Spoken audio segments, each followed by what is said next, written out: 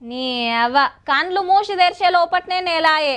ఇంటికి రాయి కట్టాలి, పోరల బడి ఫీజు ఇవ్వాలి, సరుకు సోదలకు కావాలి, ఉప్పు మిరపకాయ దేవాలి, వచ్చే ఆమ్దాని అవుతున్న ఖర్చులకు పొంతన్నే లేదబ్బా అని బాధపడుతుంటారు. అన్నా పాల బిల్లు ఈ నెలది మళ్ళా నెలది ఒక్క పారే కల్పిస్తా తీయరాదే అని బతిలాడతారు చేతుల పైసలు ఆడక. మన ఇంటి సంసారమే కాదు సర్కారోళ్ళ సంసారంకి నా గట్లనే ఉన్నదటుల్లో. ఊపర్ శర్వాణి అందరు పరిశాని లెక్కుందట తెలంగాణ కథ. ఈ రాష్ట్రానికి ఆర్థికంగా ఆయన గారు క్యాన్సర్ ఇచ్చిపోయిండు.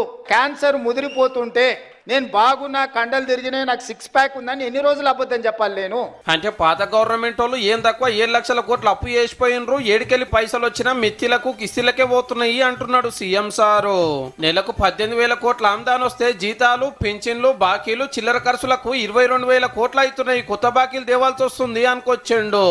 పైసా లెక్క మొత్తం మీకు అప్పచెప్తా.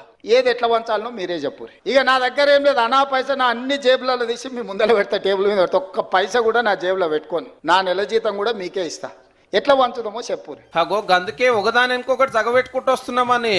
అందుకే ఓ నెల ఆశా వర్కర్లకు పెండింగ్ పెడితే, ఓ రోజు అంగన్వాడీ వర్కర్లకు పెండింగ్ పెడితే, ఓ రోజు షాదీ ముబారక్ పెండింగ్ పెడితే, ఓ రోజు కళ్యాణ లక్ష్మి పెండింగ్ పెడితే, అంటే ఓ నెల పాల పైసలు ఇచ్చి ఇంటికి రాయిపి, ఓ నెల ఇంటికి రాయి ఇచ్చేసి పిల్లల ఫీజులు బకాయిలు పెట్టి పిల్లల ఫీజులు ఒక నెల కట్టి ఇట్లా రొటేషన్ చేసే పనే జరుగుతుంది. తెలంగాణ తెలుగు చేసిన వాళ్ళే ఇప్పుడు ఎడ్డిస్తున్నారు గిట్లా. మీకు మీరు మాకు స్ట్రెచర్ ఉందని అనుకుంటే ఆ స్ట్రెచర్ ఉందని విర్ర వీగితే స్ట్రెచర్ మీదకి పంపించరు. ఇట్లే చేస్తే ఆ తర్వాత మార్చరికి పోతారు. ఇంతకీ మీటింగ్ ఏంటంటే సర్కార్ కొలువులు వచ్చిన వాళ్ళకు రవీంద్ర భారతిలో అపాయింట్మెంట్ లెటర్లు వంచే కార్యము. 1292 మంది జూనియర్ లెక్చరర్లు, 240 మంది పాలిటెక్నిక్ లెక్చరర్లు. ఇవన్నీ నేను చూసుకుంటా, పిల్లల భవిష్యత్తు మీరు చూసుకోరు. నా కోరిక ఒక్కటే, రేపటి నాయకత్వాన్ని ఇవ్వాల్సింది మీరే.